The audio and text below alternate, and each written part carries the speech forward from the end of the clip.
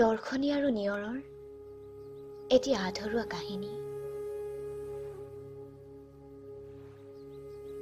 তোমাকেই লৈ সাজিব লৈছিলো কল্পনাৰ কাৰেং। সাজিবলৈ লোৱা কাৰেং কিয়নো নিমিষতে চাৰখাৰ কৰিলি ও বলিয়া ফাগুন।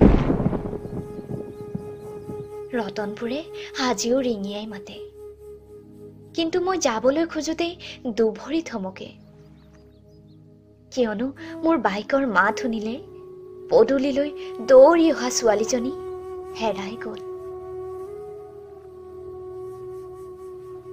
দৰ্শনী গুচি গ'ল নিয়ৰৰ কাষৰ পৰা চিৰদিনৰ বাবে, কিন্তু নিয়ৰৰ বুকুত সিঁচি থৈ গ'ল কোনো দিনে শেষ হ'ব নোৱাৰা স্মৃতিবোৰ। দৰ্শনীৰ ভাল লগা বগা কুকুৰটো নিয়ৰে জন্মদিনত উপহাৰ দিয়াৰ কথা ভাবিছিল, সেয়ে গণেশগুৰিৰ ডেকা পেটশ্বপত থাকি ৰ'ল মাথো দৰ্শনীৰ অপেক্ষাত। হাঁহিমুখীয়া ছোৱালীজনী তাই আৰু আজি নাই। সেই দানৱবোৰে তাইৰ শৰীৰটোক নিঃশেষ কৰি পেলালে।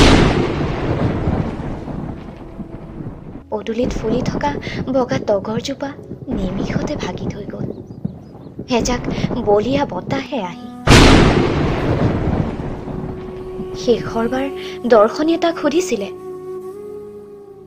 যদি মোৰ হৃদয়ৰ স্পন্দন চিৰদিনৰ বাবে স্তব্ধ হৈ যায়, কেতিয়াবা তুমি মোক মিছ কৰিবানে?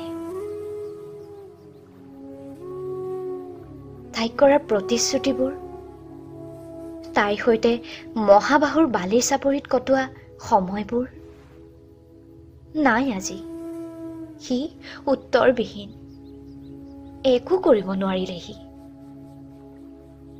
শেষত তাই লিখিছিল, নালাগে তুমি ধন কুবেৰ হৈ ওখ অট্টালিকা সাজিব, বিচাৰো মাথো এমুঠি ভাল পোৱা আৰু তোমাৰ মৰম সনা হৃদয়।